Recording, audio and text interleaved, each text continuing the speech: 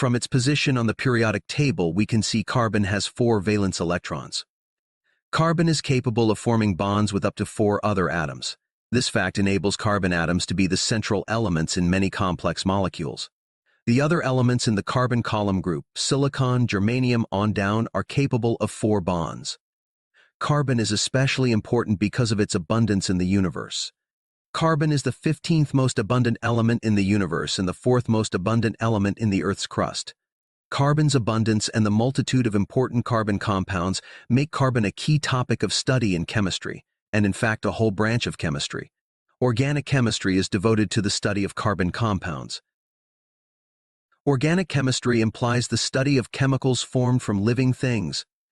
Many carbon molecules are the result of life processes. Some carbon-based molecules are not formed in life processes. There is much controversy about whether carbon-based molecules that are not formed in life processes should be classified as organic compounds. We shall leave the debate about what molecules are organic and which are inorganic to subject matter experts. The focus of our discussion will be on the more common carbon-based molecules and their properties, organic or inorganic. Carbon atoms are so common in the universe because they are among the elements formed during the deaths of stars. Stars below 8 solar masses get most of their energy from hydrogen to helium fusion, proton-proton, pp fusion. Stars live and die by the equilibrium between gravity and light pressure. A star's own gravity trying to crush it into its core.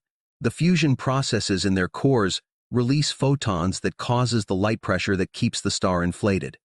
As stars near their end stage of life and their hydrogen fuel is used up, they become unstable. Equilibrium fails, and the star is crushed by its own gravity. Early in their life, a star's hydrogen fusion is occurring in its core at a temperature between 4 million and 15 million Kelvin. Our Sun is believed to have a core temperature of 15 million Kelvin. In the hot core, a star's hydrogen fuses into helium. In smaller stars, this hydrogen-to-helium fusion process is called proton-proton fusion or pp fusion. As the helium accumulates in the core center, the central core ceases to produce energy, and the pp fusion occurs in a hydrogen fusion shell around the inert helium core. This hydrogen fusion shell moves upward or outward as the star ages and the inert helium core grows larger with the accumulation of more helium. Over the billions of years of a solar mass star's lifetime, it will increase in energy release and brightness as the fusion shell expands. Our 5-billion-year-old sun is somewhat brighter now than it was when it was only 1 billion years old, and our sun will continue to brighten and give off increasingly more heat for the next 5 billion years of its life. It is estimated that within another 1 billion years or so, the sun will become so hot that the Earth's temperature will rise to a point where all life left on Earth will go extinct. Late in a star's life, the heat produced in the hydrogen fusion shell will no longer be sufficient to keep the helium core hot enough to keep it in equilibrium, with the gravity pushing down on it. The helium core will contract until the work of compression generates enough heat to keep it from contracting further. The additional heat of compression will generate higher temperatures in the helium core, and the higher temperatures will speed up the rate of pp fusion in the hydrogen fusion shell around the helium core. The increased heat and light pressure from the hydrogen fusion shell will push up on the non-fusing hydrogen layers that make up the rest of the star, causing the non-fusing layers to expand. The diameter of the star may increase 200 times its original diameter and cause the star to inflate into a red giant. When our sun reaches its end of life, it may grow from its current diameter of 860,000 miles, a radius of 430,000 miles, that's a radius of 696,000 kilometers, to over 200 million miles in diameter, a radius of 100 million miles, which may allow it to swallow the Earth, 93 million miles from the Sun's center, and maybe even Mars, 140 million miles from the Sun's center. Red giants are red because their outermost layer, the luminous layers that we can see, are cooler and emit cooler redder light than the yellow or white light being emitted from the fusion core, deep inside the star. In the hydrogen fusion layer just surrounding the helium core, the rate of hydrogen fusion and production of helium increases dramatically. The inert helium core accumulates more helium and gets more massive and contracts further. The compression creates more heat that increases the core temperature even more dramatically. This temperature increase in the helium core affects the hydrogen fusion layer by causing it to use up its hydrogen more quickly and produce more helium that builds up in the helium core. In stars less than 0.5 solar masses, this helium buildup would be the end of the game. Once the fusion layer uses up all its hydrogen, the fusion stops, helium production stops. The outer hydrogen layers of the star would either blow away or crush down onto the core, where they would cool down with the cooling helium core. In solar mass red giant stars and heavier red giant stars, up to 8 solar masses, the fusion of hydrogen into helium would continue until the pressure on the helium core caused the core to reach a state of electron degeneracy, a state where the quantum theory and the Pauli exclusion principle keeps the electrons from coming any closer together.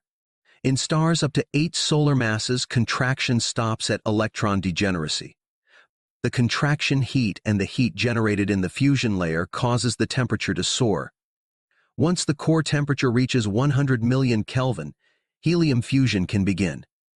The fusion of helium nuclei into carbon nuclei take place in what is called the triple alpha process. The fusion of helium into carbon occurs almost instantly in a runaway chain reaction across the whole core of the red giant star in what is called a helium flash. The helium flash releases so much energy all at once that the outer layers and everything above the core of the star are blown into space. The star separates into 2 objects, a white dwarf and a planetary nebula. There is an interesting fine-tuning energy that must be achieved in the helium flash and the triple alpha process to form carbon-12. The ground state energy of carbon-12 is 7.3367 million eV. MeV is a million electron volts.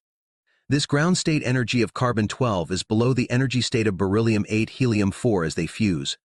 The combination beryllium-8 helium-4 have too much energy to fuse to form ground state carbon-12. Luckily and mysteriously, carbon-12 has an excited state at 7.656 million eV, and this is the energy state at which beryllium-8 helium-4 fuse into excited carbon-12. The excited carbon-12 is able to lose a photon to fall back into ground state carbon-12. If the energy is below 7.596 million eV, beryllium-8 and helium-4 would not fuse before they would scatter. If the energy is greater than 7.716 million eV, then excited carbon-12 helium-4 would fuse to form excited oxygen-16. So, if carbon-12 did not have a stable excited state between 7.6 million eV and 7.7 million eV, dying stars would form beryllium-8 and oxygen-16. In that case, carbon-12 would not exist in sufficient quantities for life to exist in this universe. Creationist sees on this fine-tuning as proof of God. In his book, The Cosmic Landscape, physicist Leo Susskind rejects the existence of a super-intellect as being behind the fine-tuning. The astronomer-physicist Fred Hoyle wrote about the miracle of this 7.65 million eV carbon resonance. This carbon resonance made Hoyle question his lifelong atheism. Leo Susskind proposes that any fine-tuning can be explained away by the existence of a multiverse in which the constants of physics in this universe are actually variable and may be quite different in other universes or multiverses. According to Leo Susskind, any fine-tuning we see in this universe is an illusion caused by our existence bias. Other scientists reject the multiverse hypothesis for lack of evidence that other universes exist. Despite the brilliance of Leo Susskind, any belief in the multiverse theory suffers from the same lack of hard evidence as belief in God. In all this talk of fine-tuning and the triple alpha process to produce carbon, what happened to the white dwarf and the planetary nebula? Well, a white dwarf is the core of a dead star. A white dwarf is composed almost entirely of carbon. There may be some nitrogen and oxygen as well. A white dwarf is about the size of the Earth, 10,000 miles in diameter, but it may weigh between 0.5 and 1.44 solar masses. An extremely dense object indeed. 1.44 solar masses is Chandrasekhar's limit, the limit where electron degeneracy fails and the star core collapses into a neutron star. The white dwarf is not fusing atoms to release new energy but may be still glowing white-hot at 100,000 degrees Kelvin. If undisturbed, it will eventually cool into a black dwarf. It takes tens of billions of years to cool to black. The universe is only 13.7 billion years old. The oldest, coldest white dwarf we have ever observed is still glowing at a temperature of 4,000 Kelvin. The planetary nebula is the outer layers of the star that are blown into space like a great smoke ring. Picture a gas bubble or gas sphere with a surface that is the outer remnants of the progenitor star. The planetary nebula may take away 30 to 70% of the progenitor star's original mass. The nebula gas is mostly hydrogen and helium, but it can also contain carbon, nitrogen, and oxygen atoms formed during the helium flash in the last few minutes of the progenitor star's existence. The glow from the nebula gas is thought to be emission of photons from the nebula gas that has been ionized by the UV radiation from the white dwarf at the center of the nebula.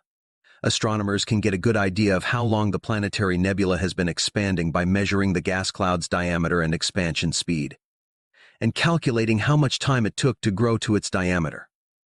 For example, Abell 39 has a diameter of 5 light-years and expansion speed of around 35 kilometers per second, so it has been expanding around 20,000 years. The ring nebula M57 and Abell 39 are the planetary nebula shown in the figure. On the left is the ring nebula M57 in the constellation Lyra. The diameter of the ring is about 2.5 light-years and expanding at 20 to 30 kilometers per second. The white dwarf in the center of M57 has a mass of 0.6 solar masses. On the right is Abell 39, a planetary nebula in the constellation Hercules. The dust bubble of Abell 39 is 5 light-years in diameter and has a mass of 0.6 solar masses. The white dwarf in the center of Abell 39 also has a mass of 0.6 solar masses. In binary star systems, the end of the star's life can be more complicated than the release of a planetary nebula. The more massive a star is, the more rapidly it fuses hydrogen, and the earlier it reaches its end of life. In a binary system, the more massive star will die earlier than its partner. If the red giant produced by the more massive partner is sufficiently large, the smaller partner may plunge through the outer layers of the red giant's atmosphere. The atmospheric drag will slow down the smaller partner. The atmospheric drag may not be sufficient to cause the smaller partner to spiral all the way into the larger partner's core, but by the time of helium flash and the ejection of the planetary nebula, the smaller partner and the white dwarf core of the larger partner will be orbiting more closely than when both partners were healthy stars. When it is time for the smaller partner to swell up into its red giant stage, as its atmosphere swells, the gravity of the white dwarf tugs on the swelling atmosphere of the red giant. The white dwarf pulls off more and more hydrogen from the red giant. This stolen hydrogen forms a compressed atmosphere of fresh hydrogen on the white dwarf's surface. At some critical point, the heat of compression of this layer of fresh hydrogen will begin rapidly fusing into helium. There is usually no explosion, but rapid release of heat and light that will cause the light from the whole binary system to increase by a factor of 100 to 1,000 times brighter than it had been, for 25 to 90 days. This brightening phenomenon is called a nova.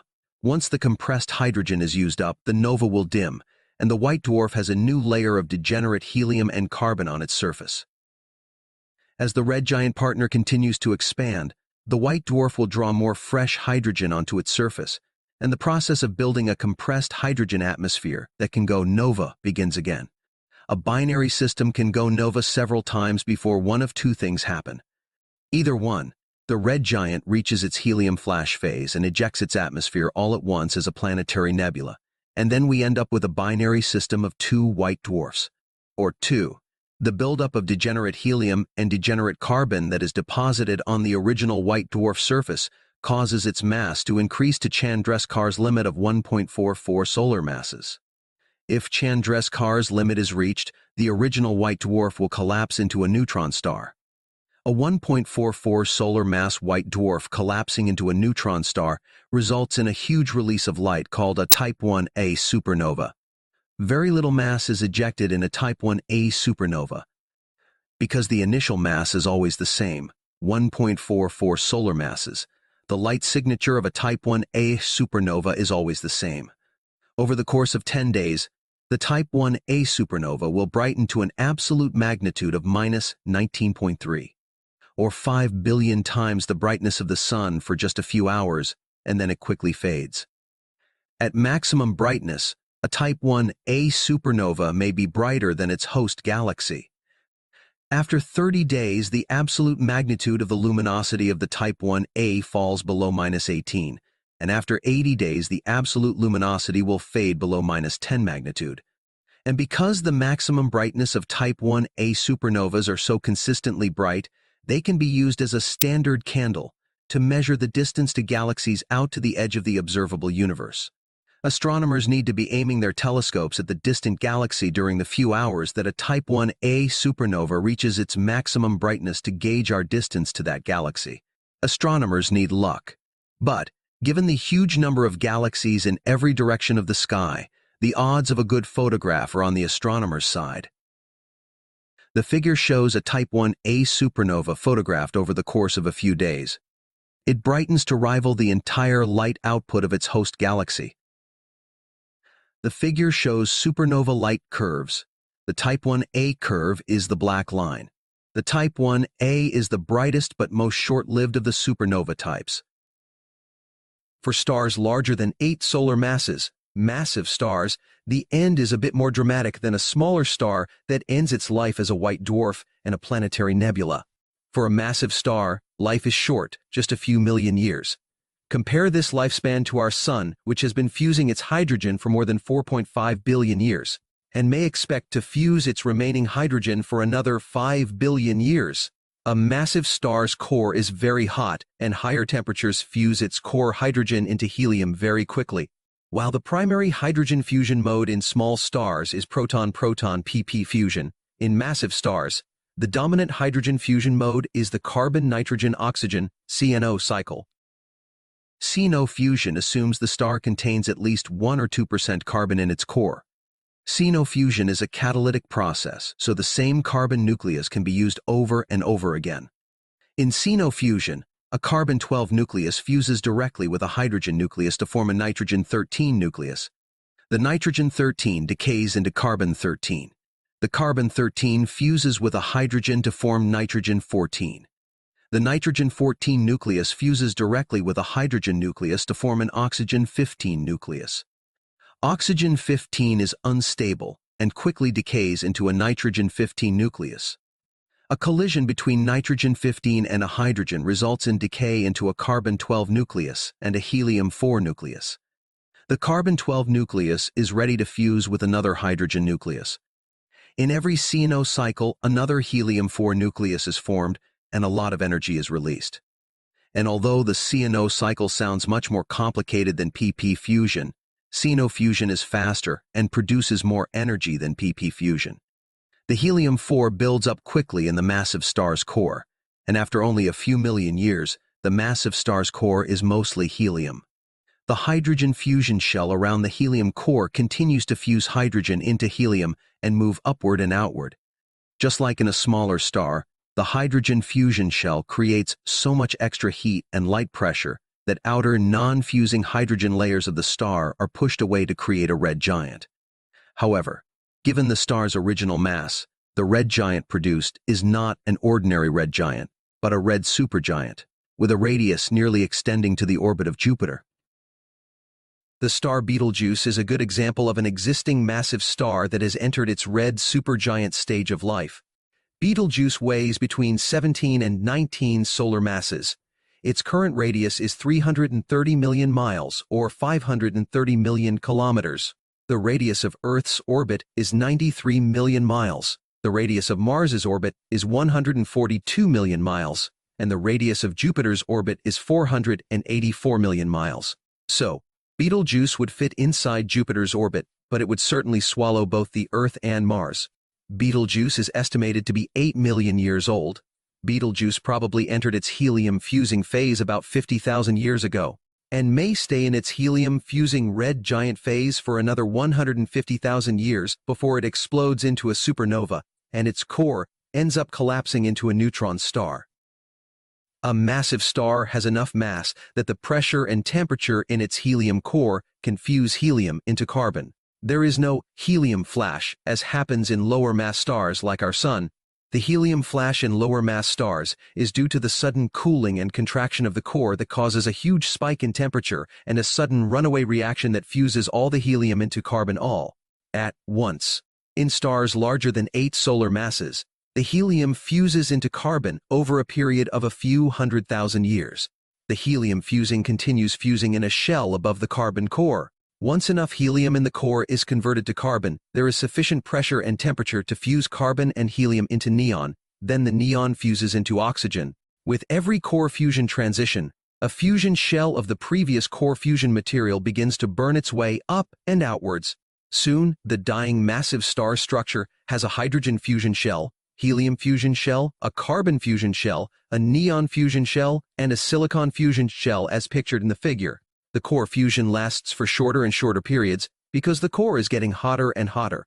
Helium fusion into carbon lasts a few 100,000 years. The carbon fusion into neon process lasts for a few 100 to 1,000 years. The neon fusion into oxygen lasts only a year. The oxygen fusion into silicon process lasts less than 6 months. When silicon fuses into iron, the core temperature of the star is 3 billion Kelvin. When iron starts building up in the core, we can visualize the fusion shells as they appear in the figure. The diagram is not to scale and only for visualization purposes. The fusion layers are much thinner and closer to the core. When silicon starts fusing into iron, the star has only hours to exist. This is because all the fusion processes up to and including the production of iron produce excess energy that heats the core. But the fusion of iron into heavier elements absorbs energy rather than gives off energy. Once the star core starts building up iron, any fusion of iron into heavier elements absorbs heat and causes the core to cool and contract. The iron core is already at the state of electron degeneracy, and any further contraction violates the Pauli exclusion principle and the quantum laws that no two electrons with the same spin can occupy the same space. In massive stars, less than 25 solar masses, the Earth-sized core collapses into a neutron star only 9 or so miles in diameter. The neutron star size is at its limit of neutron degeneracy. The entire weight of the star above the core, 8 to 25 solar masses worth of material, is left unsupported. The material immediately above the collapsed core starts accelerating towards the neutron star at the center. The falling star material may reach speeds approaching 25% of the speed of light before impacting the surface of the neutron star. The neutron star material is enormously strong and nearly incompressible. The mass of material crashing down on it bounces off the neutron star, and the return stroke of the impact releases so much energy that nucleosyntheses of all the heavier elements up to uranium can occur. Approximately 10% of the star's mass may be converted into photons and neutrinos in less than 10 seconds. The shock wave from the bounce blasts up through the outer layers of the star at 25% of the speed of light. Within hours, the shock wave reaches the outermost layers of the star, and the remnants of the once red supergiant star are blasted into space along with enough photons that the Type II supernova may outshine the galaxy in which it occurs. A Type II supernova may not reach the same peak of luminosity as a Type Ia supernova, but because the amount of material and energy released is so much greater, a Type II supernova may remain at peak brightness for 2 months. In the supernova explosion, all the natural occurring elements up to uranium are synthesized. The newly formed heavy elements, along with the carbon, oxygen, and silicon that formed within the massive star during its red supergiant stage of its life, are now scattered across the galaxy. This supernova material is ready to reform into new carbon-silicon-oxygen rich stars and planets. The rocky silicon, iron, and carbon-rich planet Earth would not exist except for the multiple supernovas that synthesize these elements out of hydrogen and helium and cast them forth into space, billions of years before our Earth was formed. We saw with Type Ia supernovas that when a white dwarf's mass exceeds Chandrasekhar's limit of 1.44 solar masses, the maximum electron degeneracy pressure is reached, and the white dwarf collapses into a neutron star. When 8 to 25 solar mass stars die, their core masses also exceed Chandrasekhar's limit and collapse into a neutron star. A neutron star is essentially an 8 to 10 mile diameter atomic nucleus composed entirely of neutrons. Further collapse of the neutron star is prevented by the neutron degeneracy pressure. Even the strength of neutron degeneracy has a limit. When the neutron star exceeds 3 to 4 solar masses, the Tolman-Oppenheimer-Volkoff TOV limit is exceeded, and the neutron degeneracy pressure can no longer withstand the gravitational force crushing down on the neutron star. When the TOV limit is reached, neutron degeneracy pressure fails, and the neutron star is crushed into a black hole. For even more massive stars, those in the 25 to 40 solar mass range, depending on their rotation speed, the core collapse passes through the neutron star stage straight into a black hole. A fast-spinning 30 solar mass star may avoid the final crush and stop at its neutron star stage because the unsupported material that falls onto its neutron star will impact the neutron star surface at a shallow enough angle that it bounces off without crushing the neutron star. The rebounding material will result in the same Type II supernova as lower mass stars. In very rapidly rotating stars, the unsupported material above the core might go into orbit around the neutron star. The orbiting material will form an accretion disk that may be flung off into space, or spiral into the neutron star over a period of many years. For stars larger than 40 solar masses, there is no escape from their fate of ending up as a black hole. There is too much mass, and their iron cores will have a mass well above the TOV limit. There may be a bounce-back return stroke and a Type II supernova that will blow the majority of the nucleosynthesized star material into space before the final crush into a black hole. For stars larger than 90 solar masses, the core collapse into the black hole may be so sudden that there is no bounce-back and no supernova. The unsupported material around the star core may fall into the black hole without a bounce-back supernova, or the material may go into orbit around the black hole, or the remnant material may be pushed away as a planetary nebula by the gamma-ray burst GRB that occurs in the last few seconds before the core material disappears into the black hole. According to theory and calculations, the expansion and cooling of the Big Bang that created the universe happened too quickly for the formation of elements other than hydrogen, helium, and trace amounts of lithium. No carbon or any heavier elements were formed during the Big Bang. Other mechanisms for heavy element synthesis could include ultra-rare collisions of neutron stars. As recently as August 2017, coordination between the gravity wave detector LIGO and optical telescopes have confirmed the creation of gold and uranium during a collision of a pair of neutron stars. Neutron star collisions accepted, the bulk of carbon formation is the result of the triple alpha process that occurs inside red giant stars. The main distribution mechanisms for carbon distribution through the universe are planetary nebulas and supernovas, when these red giant stars disgorge their contents back into space. Without the fine-tuning that allows the triple alpha process to convert helium into carbon, there would be little to no carbon in the universe. Without planetary nebula and supernovas, all the carbon formed in red giant stars would still be trapped in the ashy cores of the dead stars in which the carbon was formed. Without carbon, there would be no organic chemistry. Without plentiful carbon and organic chemistry, there would be no life on Earth. Thank you for watching. If you enjoyed this video and want to help me make similar content, please like and subscribe.